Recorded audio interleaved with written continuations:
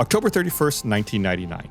EgyptAir Flight 990, a Boeing 767 with 217 people on board, is at cruising altitude on a flight from New York's JFK Airport bound for Cairo International Airport.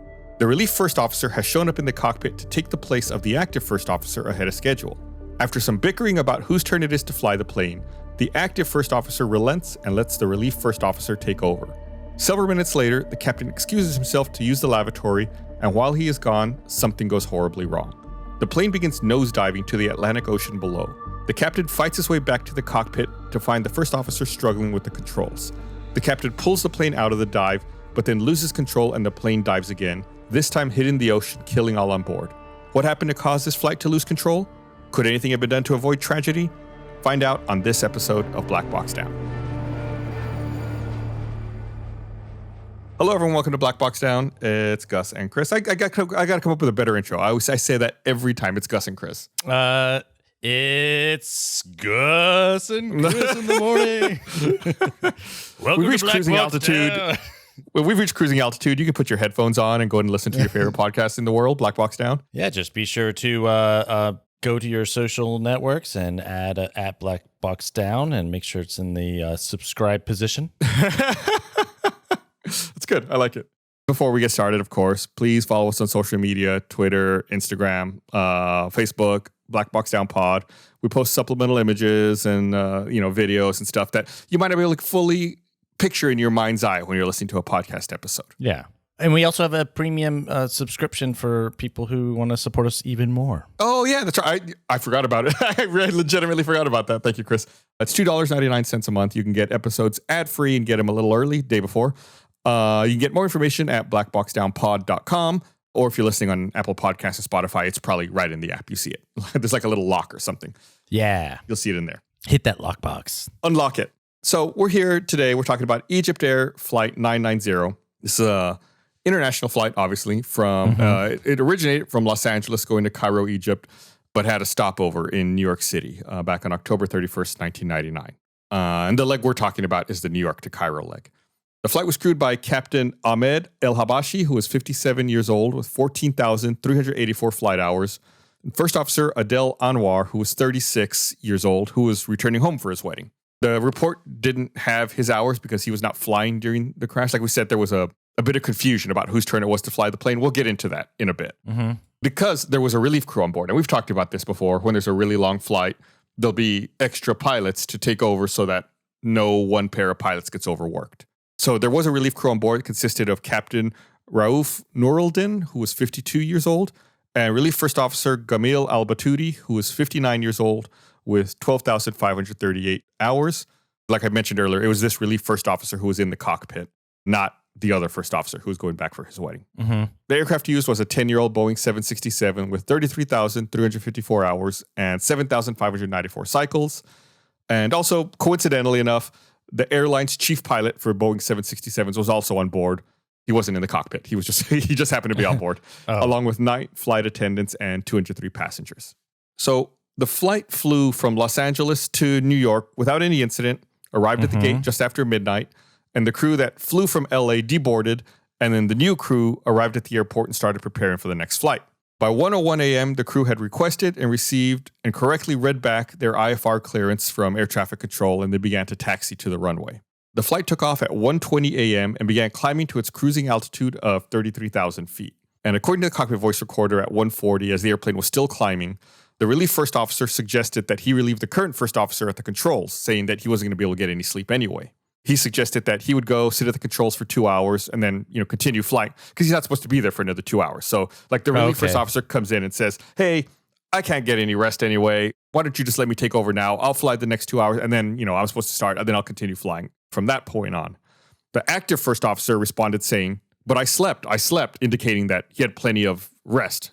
There's no reason for this relief to happen. And the relief first officer said back, "You mean you're not going to get up? You will get up. Go and get some rest and come back." The flying first officer started scolding, saying, "You should have told me this," and indicated that he would then sit beside him in the cockpit because he is not sleepy. So they're just arguing, whose turn is it? This argument sounds like oddly childish. Like, no. It's funny you say that. It's like I think about like Mom told me it was my turn to play with it, like that kind of thing. Yeah. I had the same thought in my head. And maybe it's just because you're reading back text rather than like hearing the inflection, right? But yeah, maybe that's it. Maybe I'm predisposed since I was already thinking that to read it that way. But it does sound just on a baseline like. Yeah. So eventually, they keep going back and forth a bit, and ultimately, dad or mom has to step in. Well, no, not even the captain who's flying at the time does not step in. He lets them argue. You would think that the captain would step in and say, "Hey, this is what's going on," but he doesn't. So they keep arguing, and eventually it was decided that the relief first officer was going to go ahead and take over at this point, ahead of schedule. Okay. And then shortly after this, the sound of the cockpit door operating was recorded on the cockpit voice recorder, and the active first officer, who's the one being replaced, in a soft voice said, "Do you see how he does whatever he pleases? He does whatever he pleases. Some days he doesn't work at all." Oh. Then after a while, the two first officers switched seats. I think if I remember right, I think the agreement they came to was the relief first officer was going to go back to the cabin. He would eat his meal and then they would swap. So still ahead of schedule, but not immediately at that moment. So that's why you hear the cockpit door and then the first officer is kind of like mumbling about the situation.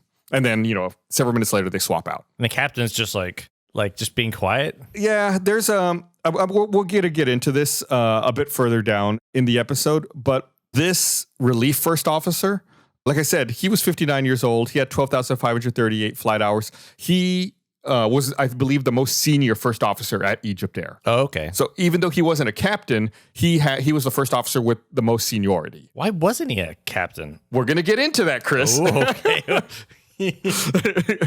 Yeah, that's all important background that we're going to get into eventually. I don't want to spoil it all right now. Okay. But I'm just trying to give a little context for this fight and for maybe why the captain didn't step in and settle it. Okay. So the flight leveled off at 33,000 feet at about 1:44 a.m. 3 minutes later, the crew were instructed to change radio frequencies, which they did, and then they reported in on the new frequency. And this was their last transmission to air traffic control. Shortly after the radio changed, the relief first officer said, "Look, here's the new first officer's pen. Give it to him, please. God spare you." And someone replied with, "Yeah." It's believed that the relief first officer was talking to the first officer that was flying and was referring to one of the other pilots who was seated in the cabin at the time. So the relief officer who showed up early found someone else's pen, gave it to the first officer he was replacing to take back to the cabin to give to another pilot who was back there. Because remember, the active first officer had previously said, "Well, you can replace me, but I'm going to sit here." Okay. So, he found this pen. He's like, "Hey, this, it's the other guys, go take it." And then a few seconds after this exchange, the captain got up to use the restroom, and the other original first officer left the cockpit at this time as well. So there's only one now, the relief first officer in the cockpit. Correct. The one who was the most senior first officer in all of Egypt. Yeah.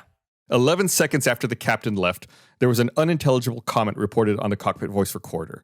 And then 10 seconds after that, the relief first officer quietly stated, "I rely on God." What? Okay, so I don't want you to get alarmed by this. Okay. All right. This is a complicated incident. They're all complicated. I believe my pronunciation is going to be bad, but what he said specifically was "Tawakkalt ala Allah," which apparently is a common phrase used by Egyptian people in their day-to-day activities, asking for God's assistance at a task at hand. It's something that they'll say before they leave their house to go on a trip, or it's just like a common thing. Yeah, it's like, "God bless this day," or I don't know. Right? Yeah, or like someone sneezes and you say "God bless you" or something like that. Yeah. Right? It's like it's just a common phrase that's said. There was an Islamic scholar in Cairo who certified that the meaning of that phrase is, "I depend in my daily affairs on the omnipotent Allah alone." So I'm going to spoil a little bit of the later part of this episode. The Egyptians were a little sensitive about this. They wanted to make sure that there was appropriate cultural context in the final report about what this actually meant. Because like that reaction you had right away, it seems like very quizzical. Like, what is this? There's some cultural differences at play here. Yeah, and language, it doesn't inherently, it's not like inherently bad or that he's right. Yeah. Right. Yeah, he's like gonna try and be, I don't know, like crash the plane himself, right? Well. Oh, wait, never mind. Did I speak too soon? Yeah, Chris, this is a complicated one. We're gonna get into it. So At the same time, when he said that, there were no sounds or events recorded by the flight recorders that would indicate any airplane anomaly or other unusual circumstance preceded by the statement. However, about 30 seconds after this, the cockpit voice recorder recorded the sound of an electric seat motor. And then, like 27 seconds after that, the autopilot was disconnected. The airplane remained in level flight for about 8 seconds, during which the relief first officer again uttered that phrase, and then the throttle levers were moved from cruise power to idle. At 1:49 and 54 seconds, the flight data recorder recorded an abrupt nose-down elevator movement, and subsequently the airplane began to rapidly pitch nose down and descend. Over the next 8 seconds, the first officer kept repeating that phrase, and the elevators moved further in the nose-down direction. Repeating the "I rely on God" Yes. phrase? Okay. I don't want to. I'm very particular. I don't want to say "I rely on God" because even though that's what the NTSB report says, there is other context to it. Yeah. So that's why I just keep saying that phrase. Okay. At 1:50 and 6 seconds, the captain returned to the cockpit and started asking what was happening. Because they're like nose diving real hard at this point, right? Yeah, they're diving. And in fact, one of the NTSB investigators commented that he doesn't know how the captain was able to get back into the cockpit because the dive was so extreme. Maybe he just slid. No, it would be like when you go into a dive like that, it's like negative G, like you start almost floating. Oh.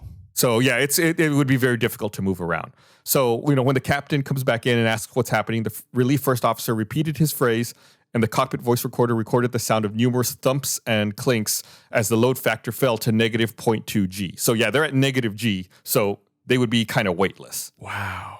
That is crazy. At 1:50 and 8 seconds, the airplane exceeded its maximum operating airspeed of 0.86 Mach, and the master warning alarm began to sound. The relief first officer to himself repeated the phrase again for the last time as the captain continued to ask what was happening.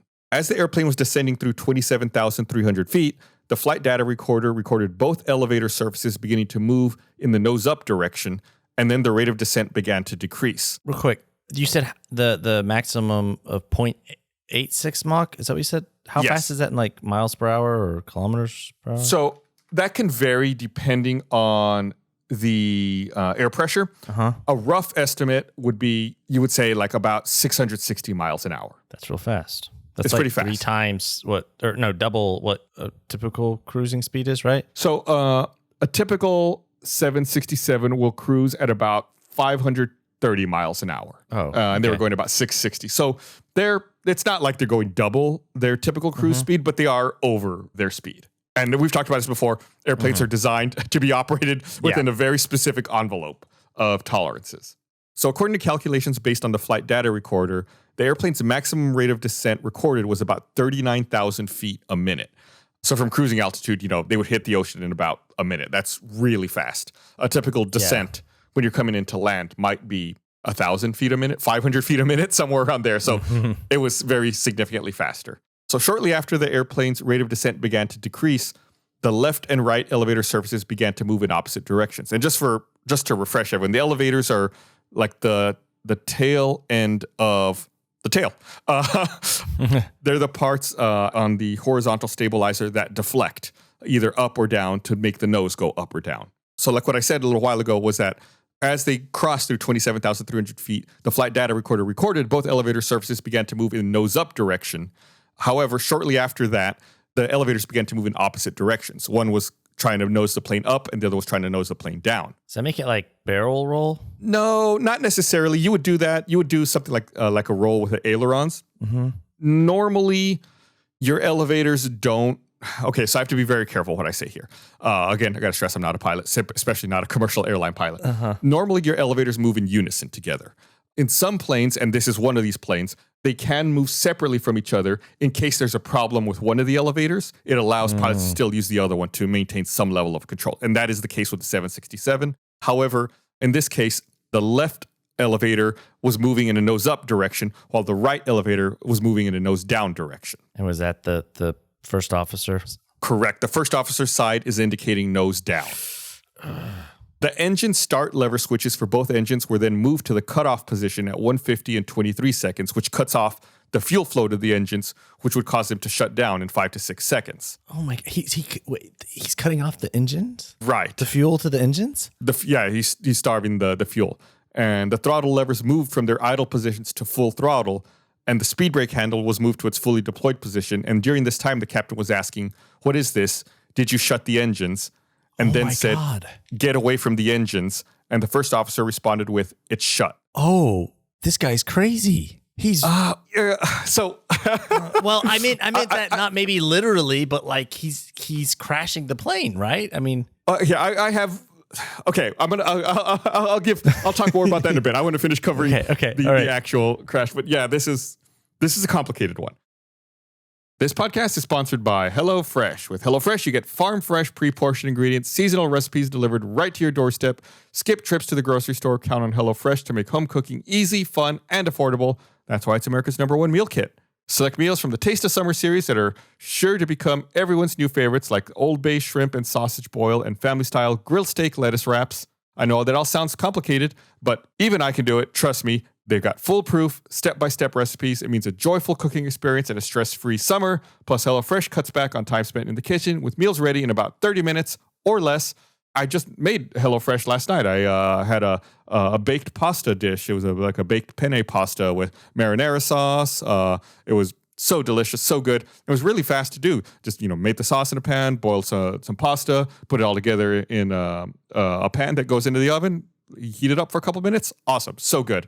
So go to HelloFresh.com/BlackBoxDown16. Use code BlackBoxDown16. That's BlackBoxDown and the number 1 and the number 6 for up to 16 free meals and 3 free gifts. So that's HelloFresh.com/BlackBoxDown16. Code BlackBoxDown16.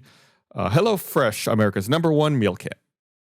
Maybe you're like me. Maybe you like the great outdoors, but in limited fashion. Like I like to enjoy the great outdoors in my backyard.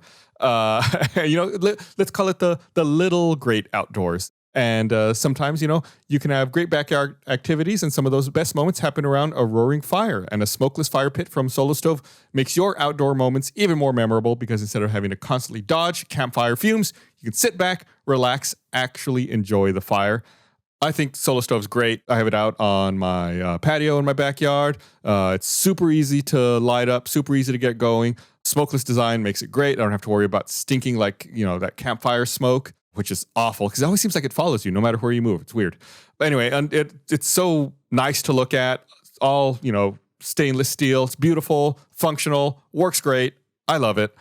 So you can upgrade your backyard with Solo Stove Fire Pit and create story-worthy moments without the fireside fumes. Stainless steel construction designed to regulate airflow, burn more efficiently. So little smoke, you'll wonder how there's so much fire. It's a perfect catalyst for getting outside, spending more time with family and friends. You can build lasting memories around a Solo Stove Fire Pit. Solo Stove Fire Pits are brilliantly engineered to be easy to use. They're built to last, easy to light with just a few bits of starter. Your fire's blazing in minutes. They're so confident that you'll love it. They offer a lifetime warranty and a 30-day free return policy.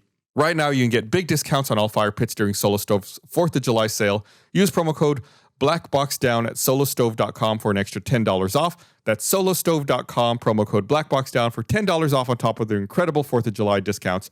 Make sure you hurry. 4th of July sale ends July 10th. Between 150 and 31 seconds and 150 and 37 seconds, the captain repeatedly said, "Pull with me." However, the flight data recorder indicated that the elevator surfaces remained in a split condition with the left nose up and the right nose down. The flight data recorder and cockpit voice recorder then stopped recording at 150 and 36 seconds and 150 and 38 seconds. The last secondary radar transponder return received was at 150 and 34 seconds. That's presumably about the time that it hit the ocean. The remainder of the information from the flight comes from the airplane's 2 debris fields and recovered primary radar data from Riverhead, New York, North Truro, and Nantucket, Massachusetts. And I remember I talked about earlier how the dive had kind of stopped briefly and they'd kind of pulled up. When that happened, the flight began to climb to about 25,000 feet and changed from a heading of 080 degrees to 140 degrees before it started descending again till it impacted the ocean. So, like I said, they had stabilized for a little while, but then they kind of entered a right turn and then started descending again, and that's when they hit the ocean. So because the flight crashed in international waters, the International Civil Aviation Organization assigned jurisdiction of the crash to the country registered, for the aircraft, which EgyptAir, it's Egypt. Okay. But at the request of the Egyptian government, the NTSB took the lead on the investigation with the Egyptian Civil Aviation Authority participating. This crash was closer to the United States. It's going to be an expensive endeavor. The NTSB would probably be involved anyway because it was an American manufactured plane. So the Egyptian Civil Aviation Authority just kind of deferred the investigation to the NTSB. Okay. Which is not uncommon. We've covered stuff like this before, how complicated these things can be. So examination of the wreckage revealed no evidence of pre-existing fatigue, corrosion, or mechanical damage that could have contributed to the airplane's initial descent. There was also no evidence of an explosion, fire damage, or impact with a foreign object. There was no evidence found of any air traffic control problems or issues involving the weather. Additionally, the NTSB's examination of the accident airplane's maintenance records revealed no evidence of any mechanical problems that could have played a role in the accident sequence. Interviews were conducted at the request of the Egyptian government, and one captain reported that he had experienced autopilot difficulties in the accident airplane the day before the accident. However, the NTSB believes that these difficulties were likely the result of improper autopilot approach mode selection. And on top of that, no reports of anomalies were made into the airplane's maintenance logbooks. And the first officer of that flight did not mention any difficulties when he was interviewed a few days later. So, they're doing what they normally do, like digging into the history of the plane to see, if there was a problem with it. Yeah, and there wasn't. Not that they found, correct. Immediately after the airplane's initial nose-down dive, the relief first officer would have felt an immediate uncomfortable sensation as the airplane's load factor decreased to near 0 Gs. Like I said, it's almost like you're floating. You know when you go down a roller coaster and you get that feeling like in your stomach, like it's floating. Like that's what it would have felt like. He should also have noted sudden changes in the airplane's pitch attitude, pitch rate, airspeed, and altitude. In response to these obvious cues, the relief first officer did not attempt to counter the dive by commanding nose up elevator, a largely intuitive pilot response to initiate recovery. So they're saying that even though it was dark outside and he couldn't see anything because they're over the ocean, one, he should have felt the dive, and two, the instrument should have showed him what was happening, and they did not notice him do anything to try to initiate a recovery. Nor did the relief first officer exhibit any audible expression of anxiety or surprise or call for help during the airplane's initial dive or any time during the remainder of the recorded portions of the accident sequence. Okay. So they're just kind of like what you were getting at earlier. Like, did this guy crash the plane intentionally? That's what it seems like. Right. That's totally what it seems like. And at the relief first officer's suggestion, a transfer of control at the first officer's position occurred earlier than normal during the accident flight. We covered that. He came in to fly the plane ahead of schedule. And the relief first officer was alone in the cockpit when he manually disconnected the autopilot and moved the throttle levers from cruise to idle. There was no evidence of any airplane system malfunction, conflicting air traffic, or other event that would have prompted these actions. The nature and degree of the subsequent nose-down elevator movements were not consistent with those that might have resulted from a mechanical failure, but could be explained by pilot input. So they're saying that this nose-down input, they can't figure out a mechanical reason for it, but it could be explained by the pilot doing it himself. There was no apparent reason for the relief first officer's nose-down elevator inputs. The relief first officer's calm repetition of the phrase beginning about 74 seconds before the airplane's dive began and continuing until just after the captain returned to the cockpit without any call for help or other audible reaction of surprise or alarm from the relief first officer after the sudden dive is not consistent with the reaction that would be expected from a pilot who's encountering an unexpected or uncommanded flight condition. So they're saying he's not acting in the way you would expect someone in this kind of situation. The absence of any attempt by the relief first officer to recover from the accident airplane's sudden dive is also inconsistent with his having encountered an unexpected or uncommanded flight condition. The relief first officer's failure to respond to the command captain's questions upon the captain's return to the cockpit is also inconsistent with the reaction that one would expect from a pilot who's encountering an uncommanded or undesired flight condition. So again, you remember I said the captain came in, was asking what's happening, and there was kind of no response from the relief first officer. Nose-up elevator movements began only after the captain returned to the cockpit.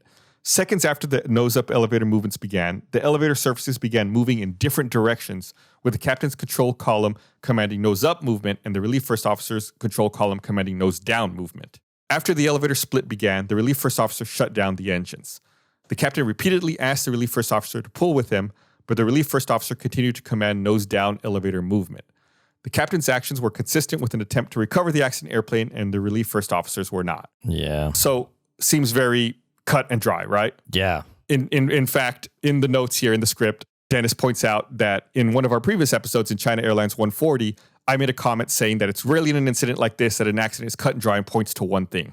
And the NTSB report clearly states that, it puts all of the blame on the relief first officer. It says, he was diving the plane. The Egyptian government does not agree with this report at all.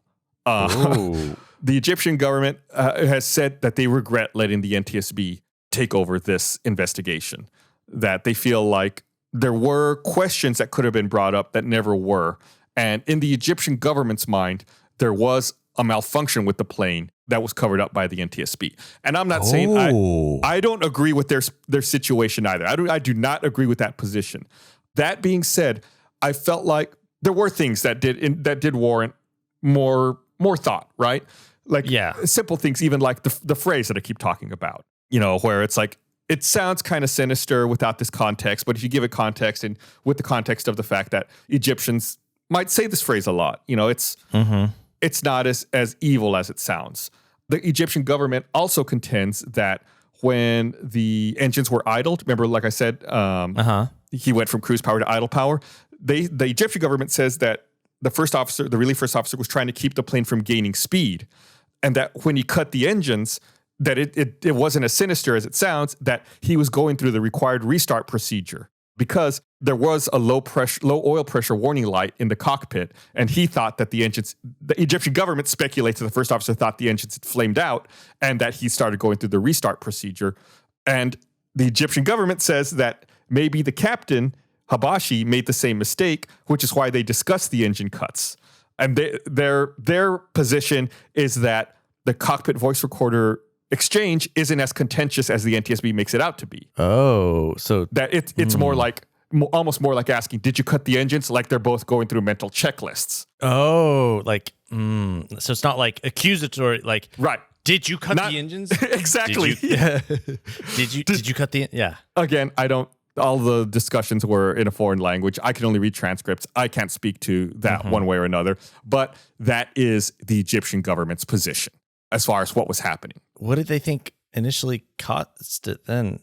Okay. So I'm still working through a lot of the things that the Egyptian government said. The Egyptian government says that since they were going so fast over the operating speed of the 767, that it's possible that there was some kind of aerodynamic anomaly which was putting pressure on the elevator, which was causing this split elevator condition that they were in. Okay. Since the plane was outside of its operating envelope, that the winds may have been forcing one elevator up and one elevator down, and it's possible that they couldn't pull out of it. I'm not saying I believe that. I'm just saying that's the Egyptian government's position on this. So they're saying the winds were such that they pushed the elevators opposite directions, and then it was such a strong force that the pilots couldn't do it manually? Correct. Are there not hydraulics? Okay, so I will speak to that. They did say something else that would explain that as well. Okay. Each elevator is moved by 3 actuators.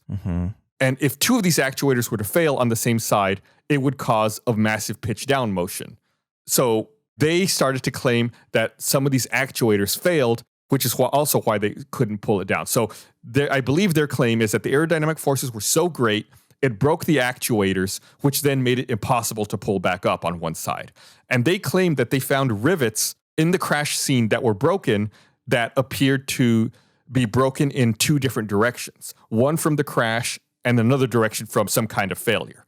Again, the NTSB disagrees with this. This is just the conclusion that the Egyptian government came up with, and they're one of the things that they're trying to show. So they found rivets that they believe showed that they failed in flight, and they had proof showing, in their mind, that these rivets failed, caused some actuators to fail, which caused the elevators to enter this split condition. But they didn't split till the end. Well, they split after they started recovering, like at 23,000 feet. So that being said, the NTSB says that even if the actuators failed and jammed, that this should be recoverable using the non-failed elevator by pulling back on the control column. And they also said that such a failure would produce a downward pitch steeper than the one that actually occurred on this flight. Oh. That being said, the FAA did take this sheared rivets theory seriously. And they went ahead and inspected all 767s and 757s to try to see if they could find evidence of broken rivets in other planes that would lend credibility to this. They found similar failures in over 100 other 767 and 757s. Oh, the plot thickens. They fixed them all. They were all subsequently fixed. That being said, it's possible this rivet was broken, but did not contribute to the crash. I'm just trying to give the Egyptian government's point of view on some of these things. Yeah, well, I guess if there were, you said they found another 100 of them, and those planes weren't crashing. Right. That's an excellent point. So yeah, you would think that if this was such a widespread problem that you would have heard of another failure or another crash of some kind. Yeah. Were there any others from the rivets? No, not as far as I know. No.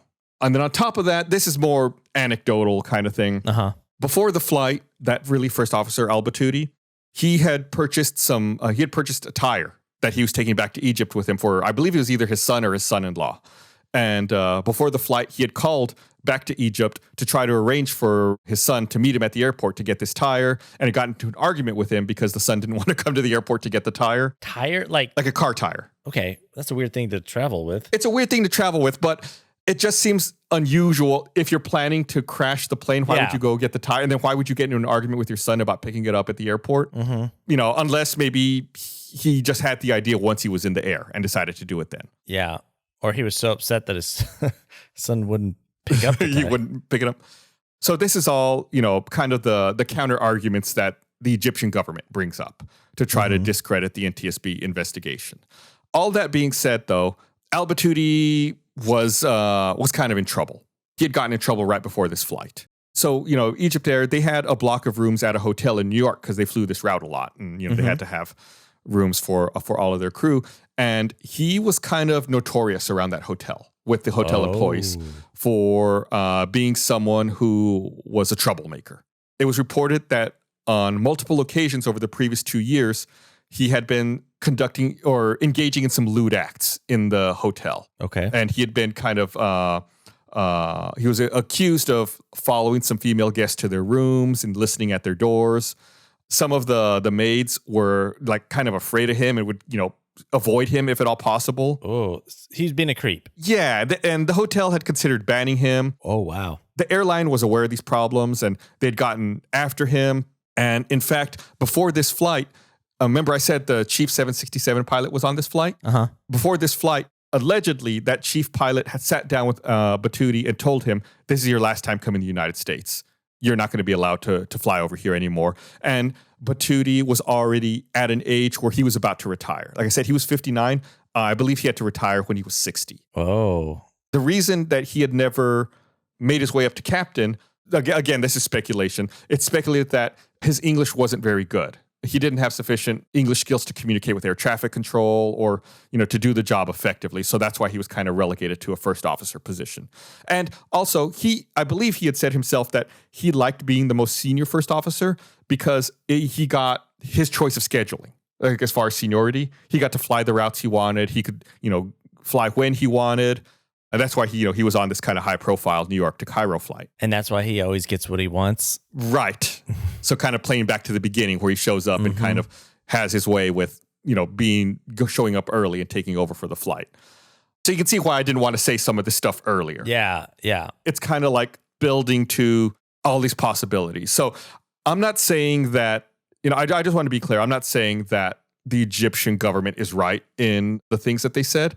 It's just that I want to be sure to highlight how much they disagree with the NTSB and some of the points that they brought up. Some of which I think are valid, like the language thing. I think that's very important. Yeah. To cover. I guess I'm curious. The Egyptian Civil Aviation Authority, are they saying, hey, we're upset that you didn't even raise the possibility of these other things? That, hey, here's things that could have happened, like just that there is it, or were they saying this is 100% what happened? This guy didn't crash the plane. It was the divots. Like, were they convinced? Rivets. Yeah, you are correct. They are 100% convinced that it's a cover-up and that the NTSB is covering for Boeing, trying to hide a serious problem in the planes, which sounds, at first glance, you think, oh, that's kind of crazy. But based on some of the things we've talked about before, it doesn't, in some of the incidents we've talked about in the past, it's not, it's not such an unusual thought. Yeah, it's not out of the realm of possibility. Yeah, correct. But the rivets, how long had this problem been going on? I don't know. This is how they, found out about the problem. So I couldn't tell you when it started. Presumably from the beginning of the manufacturer of the Boeing 767. If I had to take a guess wildly, I would say that would be like the first prototype was flown in 1981. It was certified in 1982. This was in 1999. So 16, 17 years maybe? Yeah, that's a long time. Yeah. But again, I don't know about that. So I'm just guessing as to presumably how long it could have been. So Very complicated. Nonetheless, there are findings, of course, and there's really only 3. This is unusual. This is a very unusual report. Normally, we go through the findings and it's like a long list. There's 3. Now, of course, this is the NTSB report we're talking about now.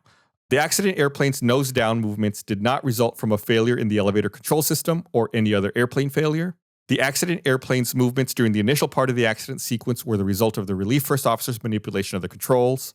The accident airplane's movements after the command captain returned to the cockpit were the result of both pilots' inputs, including opposing elevator inputs where the relief first officer continued to command nose down and the captain commanded nose up elevator movements. Yeah, that's it. I mean, they really just blame the relief first officer for it. Yeah. They determined the probable cause of the accident is the airplane's departure from normal cruise flight and subsequent impact with the Atlantic Ocean as a result of the relief first officer's flight control inputs. However, the reason for his actions were not determined. So they don't know. And another unusual thing about this report, there were no recommendations included in the report. Really? Not even, Yeah. I mean, is it, if there's so many pilots on the plane, is it not standard procedure to keep 2 in the cockpit at all times? Nowadays, it is, especially in the United States, I believe, adopted that rule before other countries did. But yeah, now if it's not 2 pilots, I'm sure you probably noticed when you fly on a plane, if one of the pilots has to come out and like use the bathroom, then a flight attendant will go in to the cockpit. I don't know if you've ever paid attention when they do that. There's always 2 people in the cockpit at any given time. So yeah, there would never be just one person in the cockpit anymore. Because again, that's that like the single point of failure.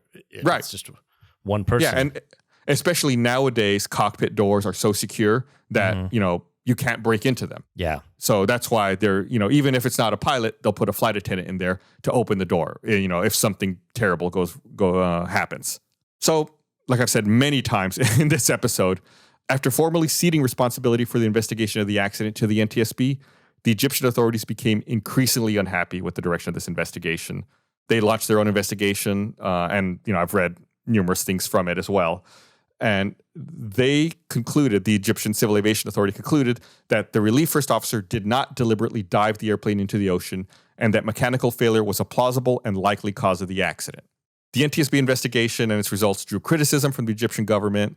They put forward several alternative theories, which I've kind of talked about. The theories were tested by the NTSB, but none were found to be the cause of the accident.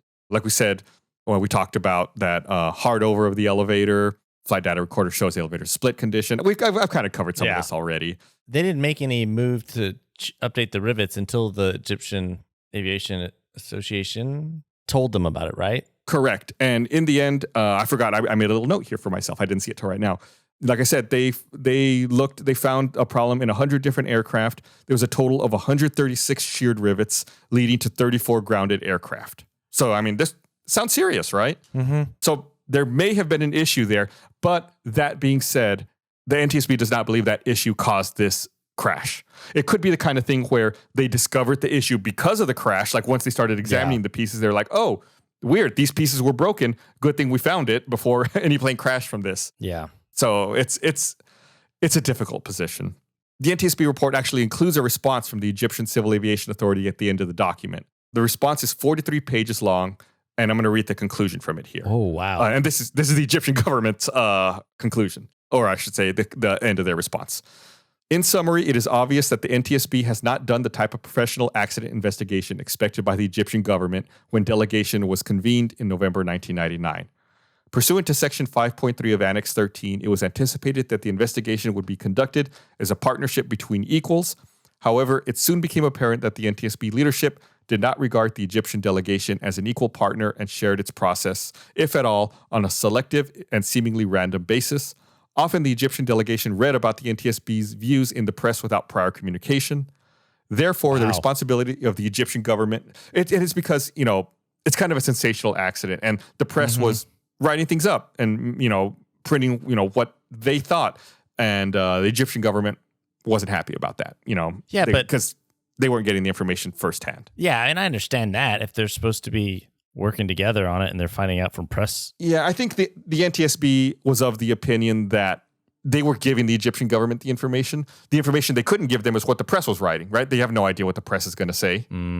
Or maybe they were giving the information, but the Egyptian government, they didn't like the information, so they were... Yeah, it could be. Yeah. There's one more little paragraph here that they wrote. Therefore, the responsibility of the Egyptian government for the integrity of air safety and to underscore the work the Egyptian investigation team has done in the past 17 months obliges the government of Egypt to prepare a comprehensive and objective report of the accident.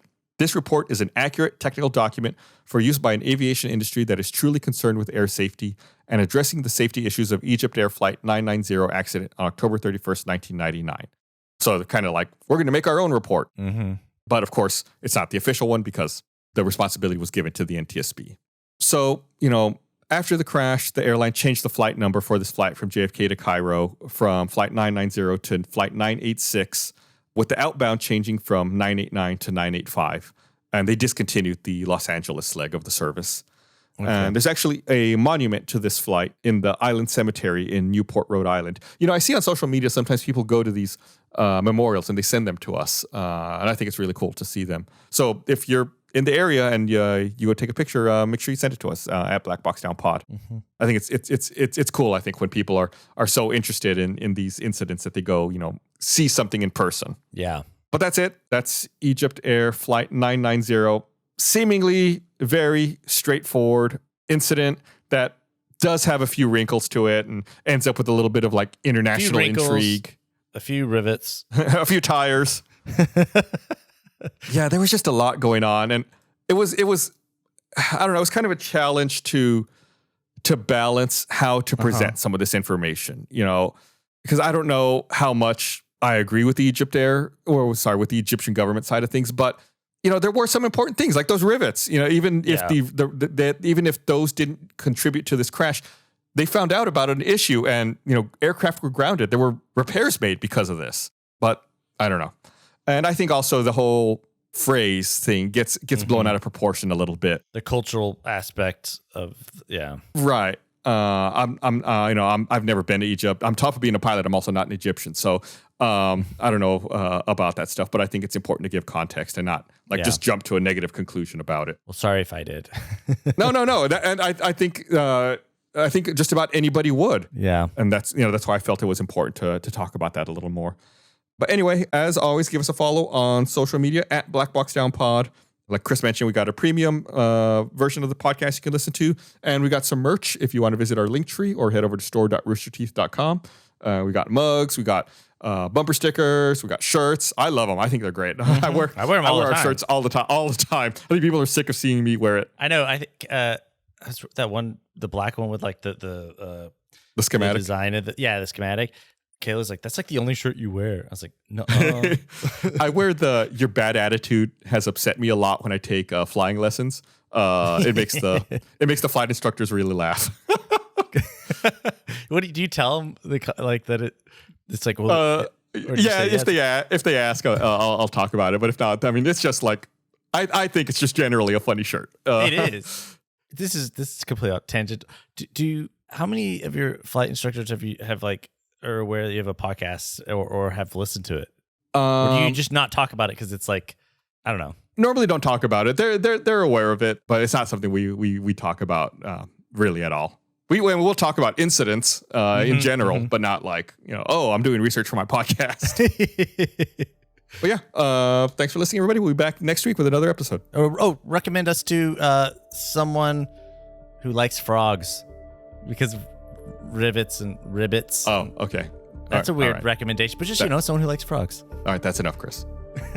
All right, bye.